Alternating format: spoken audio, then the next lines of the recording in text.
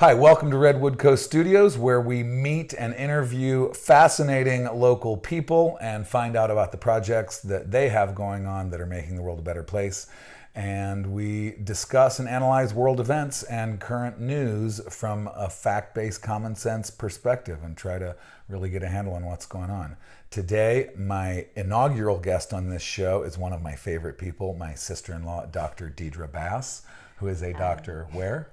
At Kaiser Permanente. Okay, and what kind of doctor are you exactly? Pediatrician. Okay, and you like your job? I love it. Okay. I do.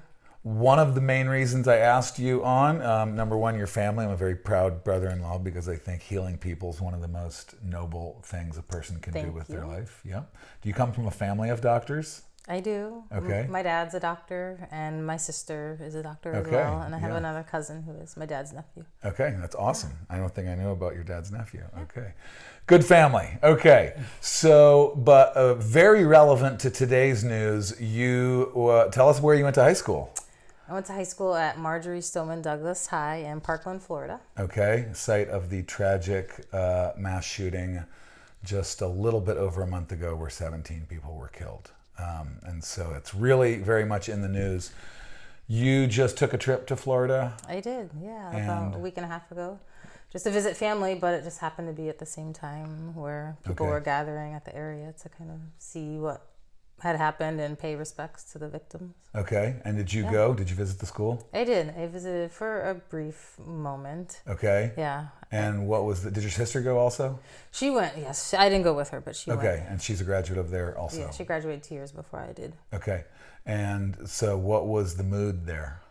Somber, definitely. Yeah. Obviously, yeah. Yeah, I mean, it's definitely something that there's a lot of people there. There's news reporters still there. Still? Yeah. Okay. Yeah, and then just a lot of people sort of trying to pay respect and just kind of see. A lot of alumni were there as well that used to go to the school and just wanted to kind of see what was going on to the place that they had so many wonderful times at and fun back in. I was there 20 years ago, but there were some recent graduates there also that had just graduated a few years ago. So yeah, it's pretty. Are sad. any of your teachers still there? Oh yeah, there's definitely a lot of teachers that are still there. Did you talk to them? That I talked to 2. Okay. Yeah, talked to 2. Yeah. Yeah. And how did they say that the students were readjusting, or did they? Not great. I bet. Yeah, not well. I've been on social media a lot more than I have in a long time, just kind of following. There's a lot of groups that, alumni groups that have been formed after this to try and help the victims of the families, as well as mobilizing the March for Our Lives next weekend and trying to get funding for that. So there's just been a lot of talk, and there's some alumni on there, some teachers on there, parents of students that were killed and parents of students that are still there. And basically the ones that are still there, the parents say that their kids aren't doing well. Some of them don't want to go to school at all. It's too tragic for them, and some are just withdrawn. It's just, it sounds like it's really hard. That sounds very hard. You've dealt with hardship before, of course, being a doctor, and we'll talk about that in a little bit.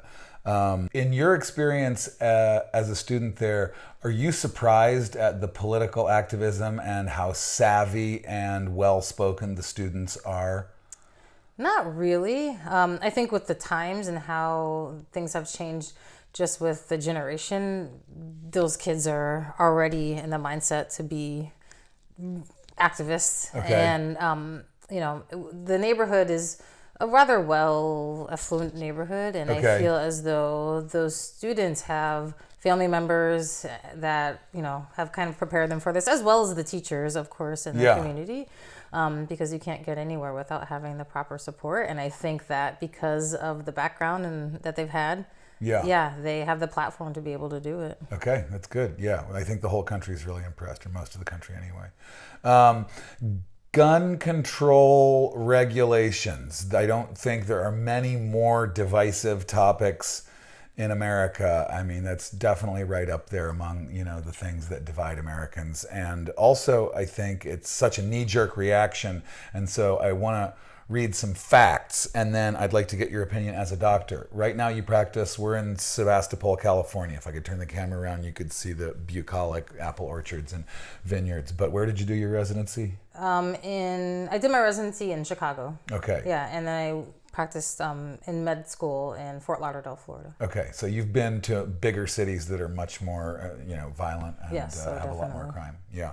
Okay, so I did a little research. Like I say, I like this to be a fact-based show where we just kind of like look at the facts. Sergeant Joe Friday of Dragnet fame, his mantra was "just the facts, ma'am," because when you turn on the TV news, there's so much opinion, and we try to steer away from that here and just try and determine how we can solve problems. Last year, there were 27 million background checks in America, and most of those, almost all of them, resulted in gun purchases. 22% of those, or 5 million gun purchases, were purchased without a background check. Last year, 7,000 children were shot with a gun, with a firearm in America. 1,300 of them died, 5,700 of them were injured.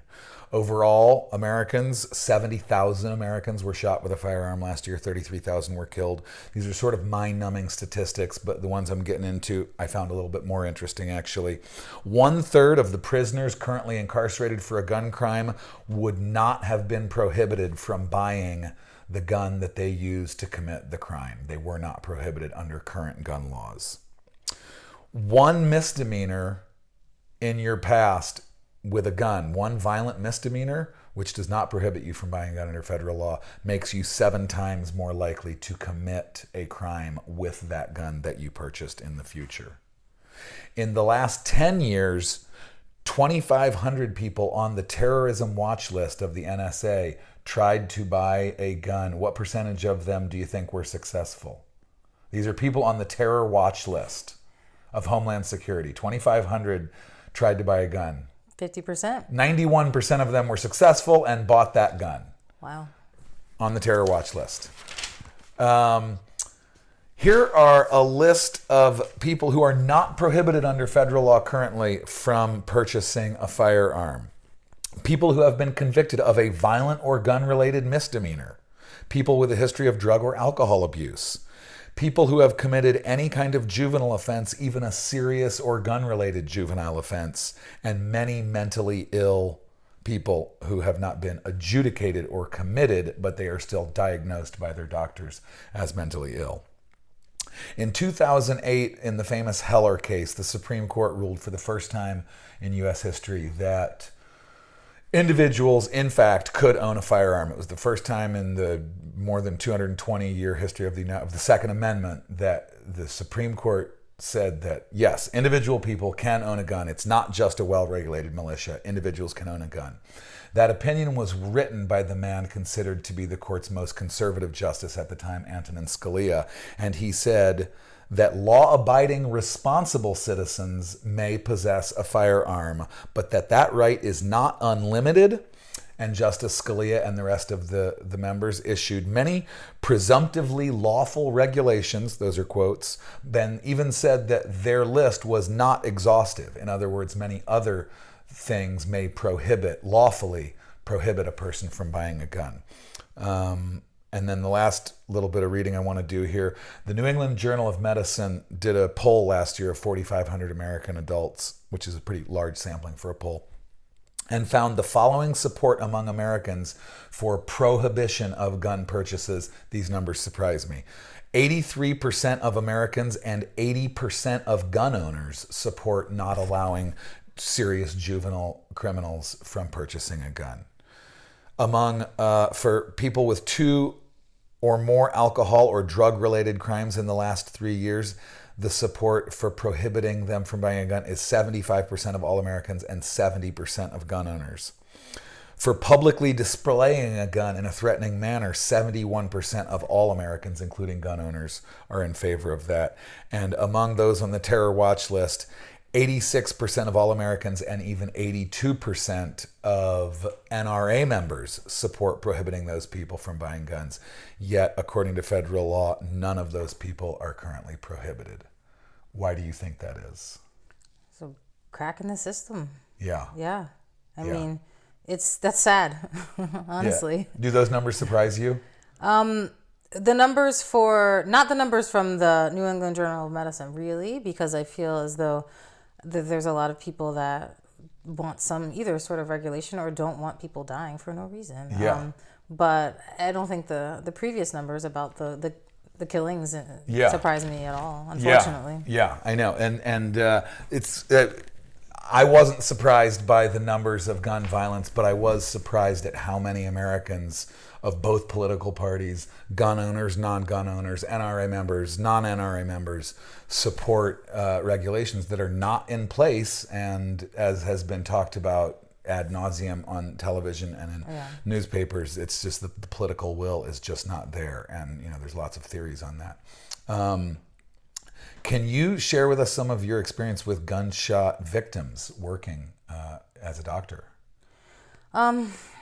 When none here, thank goodness. As a clinical pediatrician, I don't really work in the hospital here, just the outpatient setting, so I don't see any. But definitely when I was in my medical school training in Fort Lauderdale downtown, when we were working on trauma surgery, there were a lot. I mean, it's pretty sad how many. How many? Well, it's hard to say, but I mean, more than I guess I would have ever imagined. And I worked with an amazing trauma surgeon, actually, who was one of the ones that was in charge of the trauma when there was a shooting, mass shooting sort of down in the airport in Fort Lauderdale a couple years ago. Yeah. And I was really happy to see that he was the one on service that night, because when I worked with him, he was just amazing and would basically be able to kind of, triage the patient, how bad they were based off of where the injury was and how long ago it had occurred. But I mean, they're devastating because you get shot by a bullet is different than getting punched in the face or getting stabbed with a knife. It, obliterates the entire organ systems of the body at times. And so it's really, really, it's hard to come back from that. Lots of internal bleeding that's hard to stop. And, I mean, it's interesting you use the word obliterate, because I was going to mention a popular article written in the New York Times a couple weeks ago is from a trauma surgeon, and they talked about the difference between a bullet wound from a handgun and a bullet wound from an AR-15, which is sort of the poster child for what might be wrong with the gun system in America. And I thought I knew a lot about the AR-15 and semi-automatic weapons and assault rifles and things like that. I did not realize that because the caliber, it's not that the bullet is that much bigger, it's that it comes out of a rifle like that at 3 times the speed as a semi-automatic handgun or a revolver or any kind of handgun. And so this trauma surgeon was talking about the damage caused when that bullet pierces the body, the difference between, basically it turns it from a probably treatable wound into an almost certainly fatal wound. Have you treated wounds from an assault rifle? No. Okay. No, most of yours were handgun? Okay. Mm-hmm.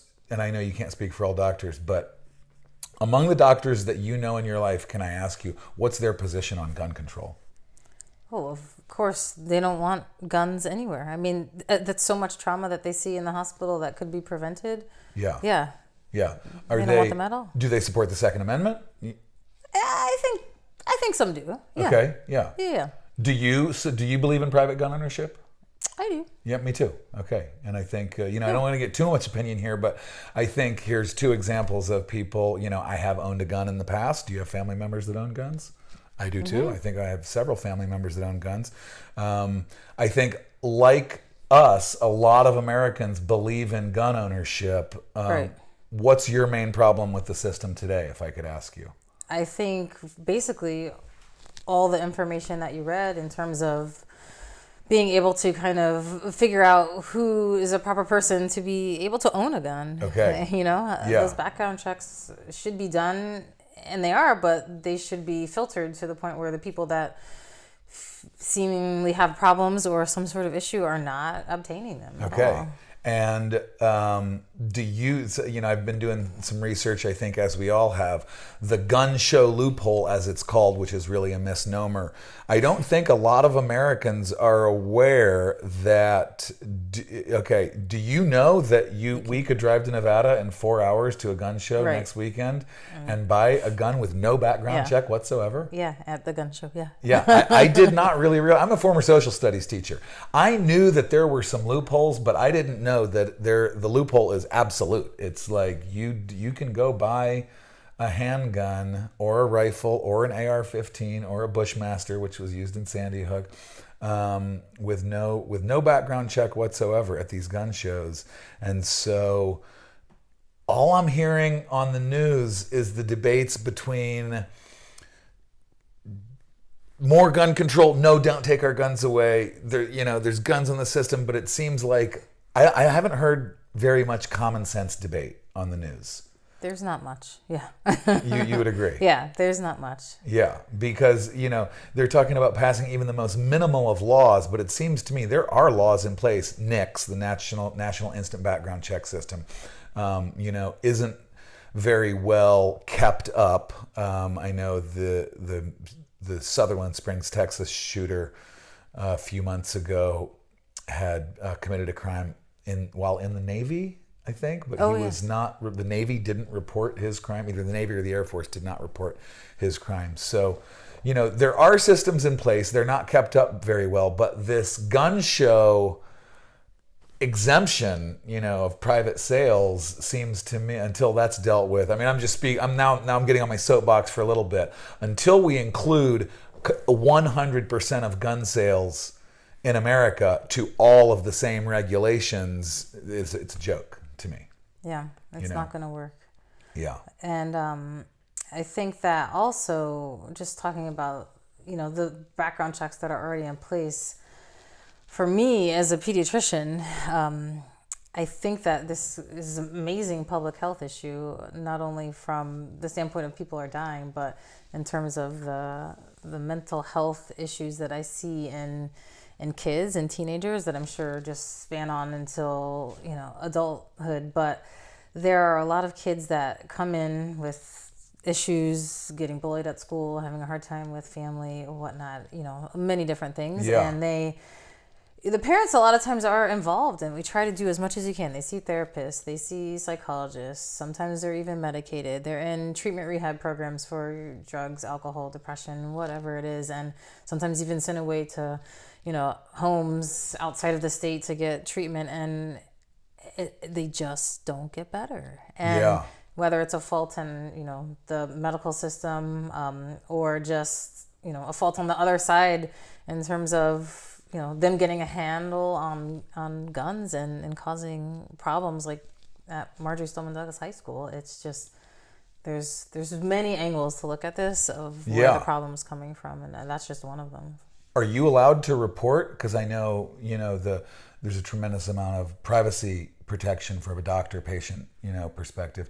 Is there if a kid comes in to see you, or a parent comes in and the kid seems like a Nicholas Cruz potential type person, is there a system in place for you to report what you think is a potential threat? Well, that's kind of hard to say. I mean, we report if we feel as though the person is a harm to themselves or a harm to someone else. Okay. So, and that report, if they're suicidal, that's either a 911 call or a call to the emergency department and sending them over, basically.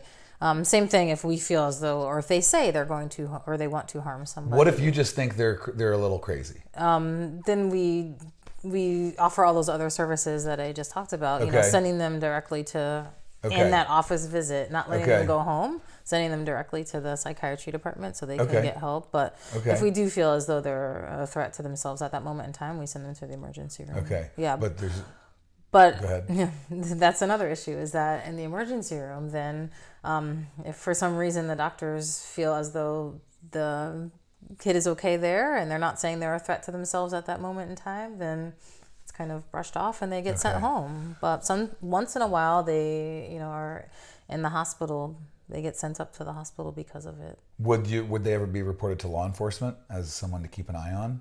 No. Like maybe if Nicholas Cruz had been no, keep an eye on. Okay. So. No, but we try and involve the school system also, and maybe there's something else that the school does that I don't really know about. But the school system, if the kids are going to school, hopefully, but some of those kids aren't, Okay.